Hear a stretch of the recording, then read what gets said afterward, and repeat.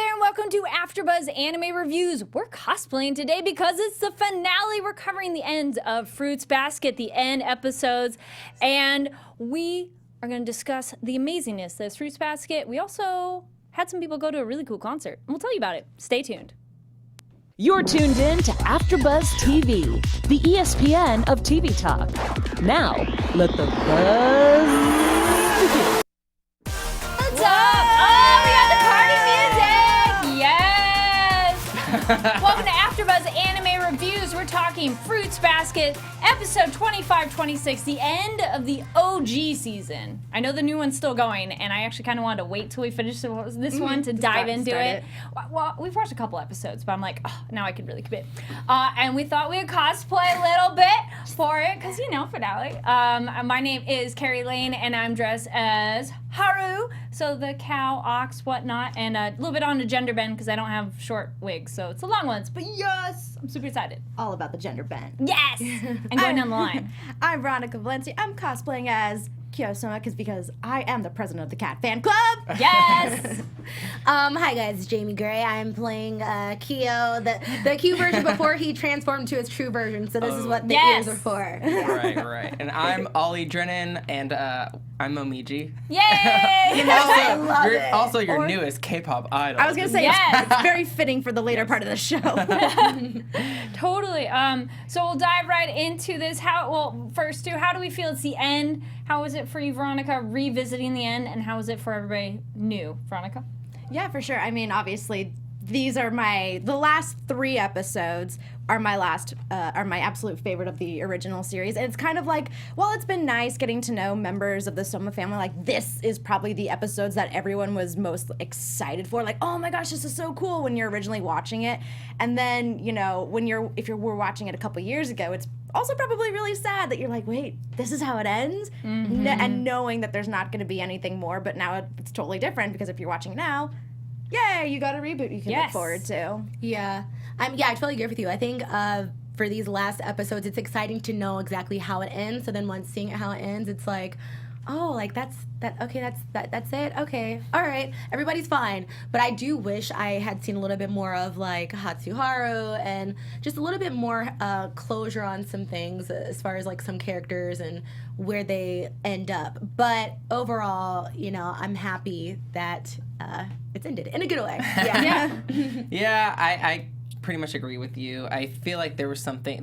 We were missing something though. Like I just feel like the ending was a little too abrupt for me personally. But it is cool that we get to look forward to the reboot and what they're gonna expand and maybe implement more characters that weren't originally implemented. So there's something to look forward to that. Definitely. A couple people are bringing up in the chat, how did we all feel about the shift to it being a bit darker at the end? I like a dark anime. You know, I think it's more engaging, and it makes me interested in far as what's the outcome. So I was interested in that, like, oh my gosh, who is this? Who's this person talking to Kyo? All these moments, you know.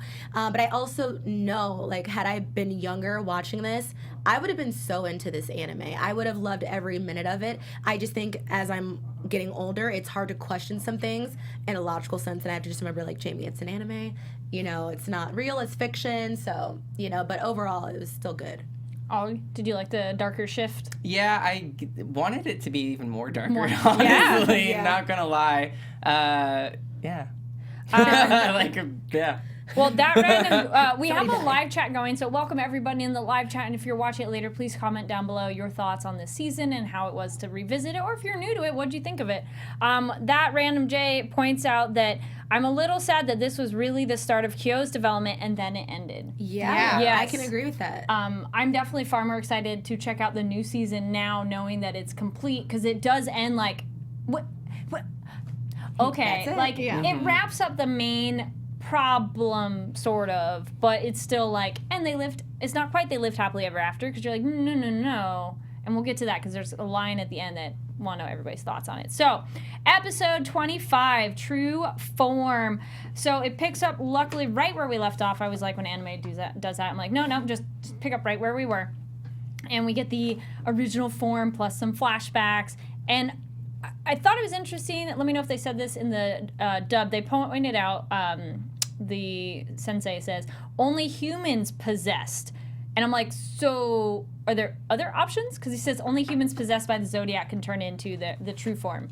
But I don't know, maybe it didn't say that in dub, because reading it, that sounded really there's other options? Well, is that supposed to insinuate like a animal? That's what it sounded like. Like, only humans possessed. Well, what else is possessed? That, Is it weird? I don't even know. It is weird. Yeah. I don't know if you watch it, so let me know your thoughts on that moment, or if it stood out to you, because I was like, wait a minute. Are there other options? What else can be possessed? I'm curious. I'm so happy Tohru runs right after Kyo. I didn't doubt she would stay behind and everything. I like, though, and not surprised, everybody hides away like, well, yeah. Yeah, What'd you all their think on whole that? family is whack. Like, what siblings should have each other's backs. I know, like, this is different in this series, but it's just like everyone just kind of disperses in a sense, and it just sucks. I felt really, really bad for Kyo, but I understood everything about his character and why he is the way he is. Yeah, I think specifically with Yuki, he's kind of leaning a little too hard on the idea of history and like, oh, because I am the rat and he is the cat, I have to dislike him, as opposed to genuinely maybe trying to understand where he's coming from. And then obviously, like, I think everyone else kind of too just accepts like, oh, this is the burden of the cat.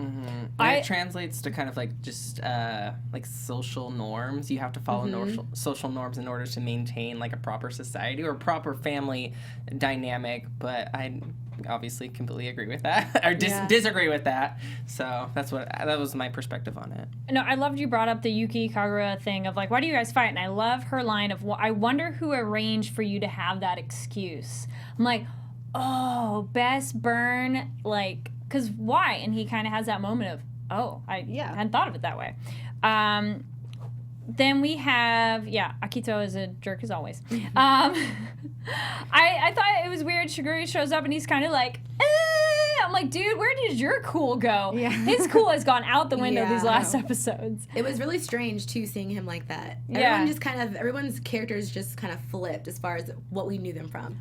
Good point. Boundless Owl in the points out in the chat, I highly recommend reading the manga. There's so much more story left to be told, which I hope will be further explained in the reboot. Nice. Good point. I know, and kind of what you were saying, Jaimi and Ollie, about wanting the series to be darker. This series was made in 2001, so it's probably way more campier than the actual series is. But definitely moving forward, there are some characters, more specifically characters like Akito, where you learn a very, very sad backstory. Which we get a glimpse of that, which we'll discuss in a minute. I like that Kagura has her moment, too, where she goes, you know what? Though I love Kyo, it's Tohru who's going to be the one who's going to make a difference now. I'm going to let her do it, which shows true love if you can let that person you love go and let somebody else take care of it. Because she's tried her whole life pretty much, but... I love this moment because the entire series leading up to this point has everyone has felt a connection with Tohru because she's clearly the only one who truly accepts them. And outside of them, like, obviously, if you share the same burden, you're going to understand what everyone's going through and accept them kind of for how they are, or not accept them if it's your history to go about that way. But the fact that Tohru is a human, it's just, like, it shows more compassion. And I would even say the same thing with Yuki because they are such bitter rivals. I think it was great to see Yuki go after him, too, and realize he's being an idiot. So I do kind of like that flashback we get with Kazuma, how he met Kyo as a young boy after his mom died, which was really sad, and he takes him in because of how his grandfather was treated. What do you all think of that flashback for Kazuma of how baby Kyo, pretty much? Yeah. I mean, I thought it was a beautiful moment, like how he took him in, and I always like to kind of relate this anime or any show to any other anime show, so it did remind me a lot of Naruto, so if people have seen Naruto, you understand. But for me, and you guys can describe for me, but I was wondering, in the episode where Kyo, his bracelet is taken off by his master, did it seem like it was on purpose? Absolutely. Yeah. So then I'm like, why would you do that? Like... To push Tohru away faster, of like, get to the point faster.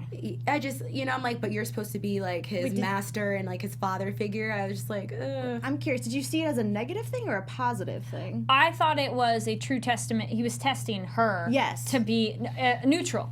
He had one of those, okay, she's this close, let's see what her real response is to the full information of everything. And her reaction would dictate a positive, negative. But he doesn't know her. So I think Kazuma could not anticipate her reaction to it. Because he's probably used to people running away. And then maybe there's a small little nugget in him that hoped that if she did not run away, that it would be better for Kyo in the end. Definitely. I definitely saw it as a test because, you know, everyone kind of sees Tohru as this light and this hope for them in their curse. So, like you were saying, Carrie, seeing the whole grand scheme of things and, like, the extent of the curse was very important, I think, for Tohru, and that's why he did it. A warning would have been nice, though. I'm just like, come on. Like, I felt so bad for both of them. Yeah? Yeah. Chat kind of, Boundless Owl agrees it is a test. Yes. Yeah, but how many times in anime do they test someone and go, we're going to give you a test. Are you ready? Set. No, it's on 3. Now it's like ripping the Band-Aid off. Though the moment though that was like, oh, and this episode was Uo and Hajime with Tohru at the mom's gravesite, and how they're like, you can't touch her right now. What are your interpretations of that?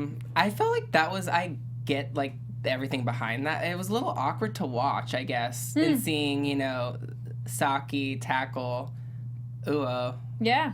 It was just weird. It was really weird, like, to get physical, I suppose. It was just, I understand, like, she had Toru's best interest, but it was just a little weird to tackle your friend. I don't know. It was it was awkward. Maybe it was supposed to read like that, maybe to make me feel a little uncomfortable, because it made me feel uncomfortable. I don't want anyone to fight, you know. Especially in that moment. They're there to help Tohru, but I completely get, like, obviously Saki had her best interest and she needed to do this herself.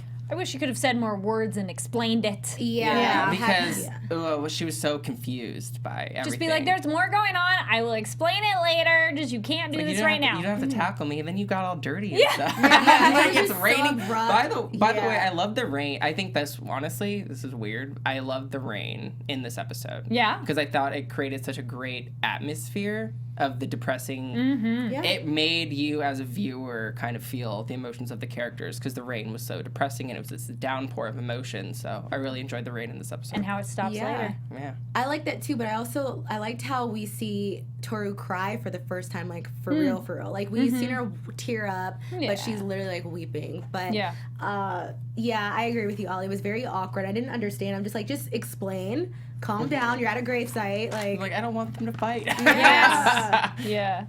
I felt it was literally too of like, we can't comfort her because she really has to keep going in that direction, and that is their way that they pushed her onward. But yes, it seemed very like abrasive, okay, but words, communication, people, they're effective. Yes. Then finale, episode 26. Let's go home. Which is like, aw.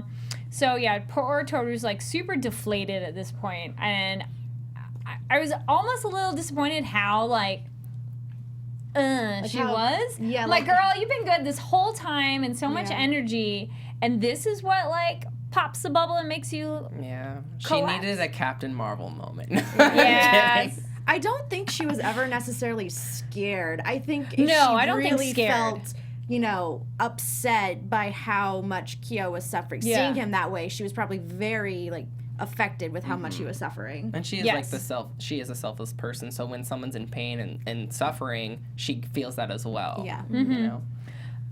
Because she has that super duper empathy, so it's like, I think that probably is why it's on top of her, of that weight. And then we get the pretty much I like that Yuki showed up too, and he's kind of like, hey, wait, is running away all that we do? And that's a good point too. Yeah. None of them acknowledge their problems. And then when they grab him and let's go home to our house, it was like, oh. It was very cute. It was very touching. You're just like, please. Was this when she said, I want to eat our meals together? Yes. Yeah. I was like, what I remembered the most. I want us to be together. I'm like, okay, and eat food together. Which is cute. Like, mundane things. Go back to normal. I was still here for it. It's just so classic. It's classic anime. It's like they scream something that's not that poignant. That you would never say in real life. Ever. Jaimi, I want to eat our meals together. together. I want to eat our meals together. I think I will argue though. I think it does sound cheesier when you watch it in English. Oh, totally. Okay. Totally. I Did you say will the same everything. thing just in Japanese? kind of, but it didn't bother me as much. Of like, Yeah, I was just like, girl. I don't. It's something. I mean, that's definitely a whole other discussion of how sometimes emotion in Japanese sounds less over dramatic for us compared to the English, or is it the English was done over dramatic? Is it Is it Probably both. I think it's a combination of both as well. That's why I generally prefer sub because I some of get it it. just doesn't. Or maybe watered it down. makes it too childish. I'm like, this is not a childish show for me. Please do not over dramatize this right now. Yeah. Or it's children, and you clearly go, that's a adult male or something like that. Which, no offense to any voice actors whatsoever in either language, No, take but it's just one of those like. Laura Bailey kills it. She can do it well, Yeah. You know. But it's a testament to how good this show is that people love it regardless of how overdramatic it can be. Because I think we're all used to anime being overdramatic. Why? It's just, we go with it. We go with it. It's definitely a test of like just going with the flow. Yes, we're kind like, of I get understand it. I get it. So I'm scared, but let's stay together. When he changes back and wants to hug her, oh, yes, Team Kyo now. I was gonna say, as a fan of Kyo, this is like the moment that I was waiting for, and also the fact that like this is where it made me very depressed because I was like, Yes. wait, that's all we got, that's all we get. So yeah, sorry anyone who was Team Yuki, that was Wait, my was moment. he naked there? No, Yeah, he was No, shirtless. he had his shorts. Oh, Okay. He Well, still had because his he had shorts. just the capri things. The capri things. Whatever they are. Baggy. Or Because pants. he had those when he was in the true form, and they were still there when he was Okay. human. Yeah. Though conveniently in his true form, those pants still fit. It's not Hulk style that they get ripped up and smaller. I'm okay with that. Couldn't they have fallen on? No. But yes, Wrong he gets that. Or not this reboot. That's a fan fiction. Yes. I like though, and I'm glad that he points out he's glad that she acknowledged that she's afraid because he's like, at least you're being honest. Because his mom loved him, but never honestly said, that part of you bothers me. And that's how honesty can be good, is because when you acknowledge, like, I don't necessarily like that part of you, but I love you anyways. But she just never said that. And that's one of those, that's part of who he is. And so for her not to even acknowledge it, he's just like, Yeah, and that's really relatable. I kind of was frustrated with Kyo at first, but then thinking about it, I'm like, oh, well, that's relatable for maybe someone whose parents thinks of them, and if that person's queer, if their child is queer, they love them, but they don't love that part. Or if they don't follow a certain religion, they love them, but they don't love that part of them. So it was definitely relatable. yeah. Like, actually analyzing it. Well, this whole show is about accepting people for who they are, and you have this curse, quote unquote, or at least to you it might be, or society has told you it's that. So it's like anime and metaphors, yay! Then we have Akito's watching from the sidelines. Booyah! It's like, ha! Look, they're fine. It's fine. But I like that Kazuma, he starts to leave, and Kyo's like, whoa, wait! Catches up and everything. And he points out, you've changed. And when he calls him dad. Yeah. Because before he's like, you're not my dad. Now it's like, yeah, you are. It's like, aw. We get so many awes in the finale, right? They've been building us up. Who was like, whoa, hold up, when Tohru goes, I want to see Akito. I mean, good for her for taking an initiative. yes. She hasn't this entire season, so I was here for it Yeah. if she was gonna smack him, but Right. I was something. Right. ready. gosh. I wanted to see Right. where this was gonna go. Definitely. I want him to. I want her to hug him. Tohru is Can we have her hug him and see what happens? Tohru might squeeze her to death, literally. Tohru is literally a kill him with kindness kind of person. Yeah. Yes, definitely. 100%. And then it's like, do you, how he carries the core of the curses, which we don't get really explained. We're like, but what does that mean? We don't get that. And then, but we get kind of, remember how we were kind of like, well, why don't they just revolt? And then how it's pretty much, I think it was Shigure, says, all we can do is live the way he tells us. And you're just like, no. But then I admired how they go to stop him, though, Shigure and Yuki. when he's When holding he's her holding- hair for yes. like 5 minutes. No, Yes. literally. And it's like you hear the sound effects. That's Right. uncomfortable. It's like, Crunching. yes. Their faces, everything. It was crazy uncomfortable. Yeah. And then he's like, he tells Hari of like, oh, erase her memory. Doesn't move. You're like, yes. Yeah. Everybody has a little bit of a spine now. A little bit, yeah, like you were saying, Just a a little little bit bit. of standing up for themselves and realizing, Yeah. like, hey, you know, we're finding goodness. Let's not take it away. Yes. And then the Tohru does her thing. Super empathy. That must have felt really hard to be. I'm super saying that sarcastically right now. But that's essentially, she's like, that must have been so difficult to live your life that way. But like her, it's 100% genuine how she does that. And you're like, Tohru, I'm not surprised. It's her secret weapon. Or not really a And secret because it's every time. It's commendable. Yes. That's her special ability, her It superpower. is. And I felt like I saw both sides of it. Yes. One, I wanted her to stand up at one point, but also this is like a character being completely consistent, like through and through the anime. And I do want her to develop, but I also thought it showed just such strength to kill them with kindness and it was a different type of power, I think, a different type of standing up to someone without having to be violent. Yes. And kind of follow suit of Akito and his actions. And they're not used to that, so We have Luna's friend Gabby in the chat says apparently Akito is female in the manga. This is true. Wow. Why did they change it? Yeah, I would have rather him been a girl. I would have liked that a Actually, lot. yeah. One, I just like more female characters. Well, there's a lot of male characters, yeah. And it would have been less comfortable to see Like, why did they do that? Akito grab. Well, from my understanding, Akito has to kind of come across as a man, and hiding the fact that she is a female. I don't know if like it was the decision of this series to just completely make Akito a man, because even the voice acting it sounds like it's a male voicing them, but it comes clear like, oh, you know, like she's a female but having to live as a man. Maybe they weren't ready to tell that kind of story back then. I don't know. But that seems weird because we've done that already. Anime in the does show. that a lot too. And the show had that too with the monkey. Unless they just wanted to maybe condense that, and that was Or just change it. Yeah. Yeah, it happens. Yeah. Or they were possibly going to expand on it, but they never finished. That's really interesting to know. I would like to see them kind of what they're going to do with that in the reboot. If they are. That random J says the reveal hadn't happened in the manga while the anime was being made. Thank you. Okay. Wow. Cool. And that's still really cool. Rashad0026 says the series reboot is going to follow the manga completely. Cool. So good to know. All right. So pretty much it's not over, but everything's back to normal, question mark. And then what did we think of the line, Shigure and Hari are talking, and they go, well, this is how it is, but, you know, if not, it's the next time around. Their next, when they come back. Reincarnated? That's what I thought, too. I'm like, okay. Can't we fix it now? Like, damn, that's giving up really quick, because he has that, like, happy look, like, well, maybe. you know what, next time. I'm like, okay. They probably this is the furthest they've ever gotten, so. Yes. Maybe this is like them planting the seeds for the reboot, which is the reboot. They knew all along. Only 20 years later. Oh, yes. I like That was it. Our perfect. dramatic music, yes. Okay, so any final thoughts on Fruits Basket? The OG version. Oh, okay. I'm excited for the reboot. Yeah.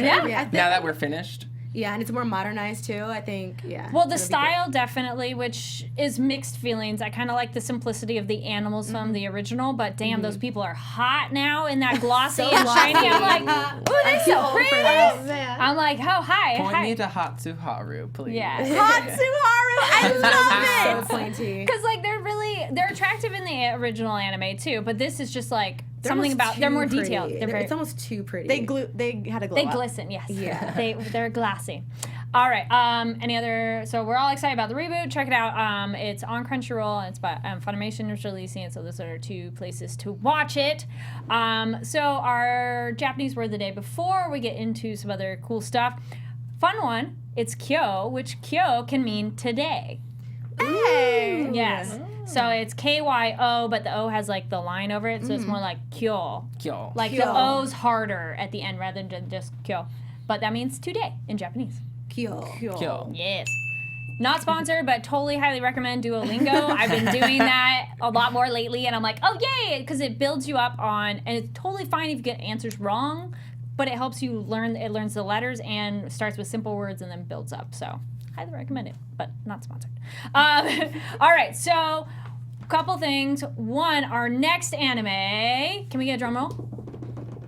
Oh, there we go. Thank you. So our next anime that we're going to be covering is Madoka Magica. Woo!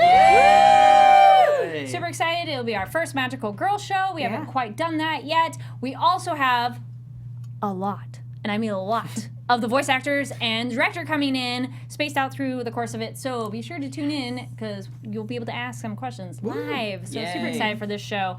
I watched it back when it first came out. I saw it maybe a couple years ago. Okay, and then neither of you have seen it. We're virgins. So excited. Yay. So no spoilers, please, because they haven't seen it, and I'm very excited to see what you all think of the show. And then we'll be doing that. And the other thing, too, we are still working on the details on timing, so please stay tuned. We will be covering Attack on Titan as a separate show. So hopefully be, like, airing before this one, or, you know, it will be a shorter format. But stay tuned because we'll be posting on that. We're still working on details. But I got caught up yesterday. And who watched all the episodes? Is everybody caught up yet? Give me a few more. Yes. Nope. Go check it out. Titans. Episodes air on Crunchyroll at 10:35 a.m. Pacific time. I'm super excited because I'm like, it's been so fun to catch up on this show. Yeah. I've read the manga, and so I'm like a little bit ahead of where the show is. So I'm like, oh, when are they going to get to that stuff? Yeah. Oh, it's so exciting. I'm All right. excited. The other exciting thing, a couple people here went to a cool concert. Yeah. And something that's kind of weird and cool, not weird, but unique to anime culture is even though it's Japanese culture, we're also super into J-pop and K-pop, Right. so Korean pop. So what did you guys do yesterday? Or the other day? Ollie, It was yesterday. Why? Veronica and I attended a BTS concert. In Pasadena, the Rose Bowl. I've never been there. She's never been That's there. an awesome It was a really location cool for that. experience. I love just seeing all the different types of fans coming together, all these different people from all walks of life loving K-pop. It's finally getting really bigger. It's already big. The but fact that they're at the Rose Bowl, Right. as K-pop. and I think, correct me thing. if I'm, it was their first show of the tour. It was their first show of the tour. Right. And it was just awesome. I was living for every single song, and I love RM. That's my bias. He is amazing. Yay. Would you like to add on, Veronica? That's a lot to ask of me. But they're all great. Jin, Jimin, and Jungkook. You're like all of them. All of them. But no, yeah, like you were saying, Ollie, it's amazing to see kind of how, like, I'll say Asian culture as a general, Right. because we are discussing Japanese media as well as Korean media, how that has just kind of been a really good, how it's expanded to Western culture and so many different people, you know, different demographics, different everything with cultural backgrounds, how it's just really left a positive impact and we're all able to connect through this medium. It was a really awesome thing to see. And it's cool seeing people proud of loving K-pop Yeah. and other like music that is not English, I guess. Yeah. And I remember growing up and I was a little embarrassed just because people would always criticize my love for it, and it was just frustrating. And it's also, it just ties into anime. I felt that way about anime and how people perceived anime. And also just, I just think K-pop and anime is so heavily like music oriented too. It had so they just tie together, and I feel like if you love anime, you probably love J-pop or K-pop as well. Yeah. Absolutely. And then, Jaimi, you want to hold that up for the wide camera? Yes. Also, yesterday was Comic Book Day, free Comic Book Day. I hope you went and checked out your local comic book shop. And I was so happily impressed by how there were quite a few anime-looking covers. I was like, oh, yes, yes, yes. Kino's Journey was one that I recognized. I watched that a long time ago, so I was like, it's back? What? I'm so excited. My Hero Academia. And then also on that, there was a little tidbit for Promised Neverland. Let us know if you're watching that. I just started. I love this show. It is dark in a good way. First episode gets to it, so try not to read anything. You'll get right to it. I recommend that show. Yeah, you guys should check it out too. Too much anime, so little time. Also want to let you guys, all you viewers know and listeners, starting today, there is the new movie, Code Geass, Lelouch of the Resurrection. It's in theaters now. There was a advanced screening a little bit ago in Hollywood. Funimation had an event and was not able to attend, but I was able to see a screener. It's really cool. Now, I've actually never watched the show, but you can actually still enjoy the movie. That's something that's really kind of unique, and let me know, have you guys watched an anime movie without having watched the show? Yeah. Or Liv, I never. Fair. But, you know, the thing, have you noticed, though, they kind of do a really good job of, here are the basics of information, so in case someone hadn't seen it, they're not totally lost. Like, if you jumped into Endgame and never seen anything, you might be like, Very lost. what's going on? Which is a lot of people. Time to catch up. No. But I do recommend it if you're a fan of Code Geass. The movie is there after that time period. I do know that. It doesn't explain a whole lot of things, but you can still enjoy the movie, so you could take your friends who've never seen it. It's very pretty, which I do like, because I know the other one was it was 10 years ago that they made the anime. So similar to Fruits Basket of yay, something that's come back after so much time. It is on Netflix, though, so if you want to hurry up and binge it before you go to theaters to watch the movie, there you go. Yeah. Anything else we'd like to add before we wrap up? BTS. Yay! All right, so make sure to tune in for next week. We'll be starting Madoka Magica. We'll be doing the first 3 episodes. We're going to space it out a little bit since we'll be having guests in studio, and that way we can have more time with them. Yay. And super excited. Yeah, me too. Yes, and hopefully next week we'll be starting the Attack on Titan as well. Stay tuned for those timings. Ollie, where can people find you online? Hello over there. Hello, everyone. I am Momiji. No, I'm Ollie Drennan. Find me on all social media platforms at Ollie Dreamer. Hey guys, Jaimi Gray. You can find me on Twitter at It's Jaimi Gray or on Instagram at Jaimi Gray. Hey everyone, Veronica Valencia here. You can find me on Twitter and Instagram at It's Me, Veronica_V.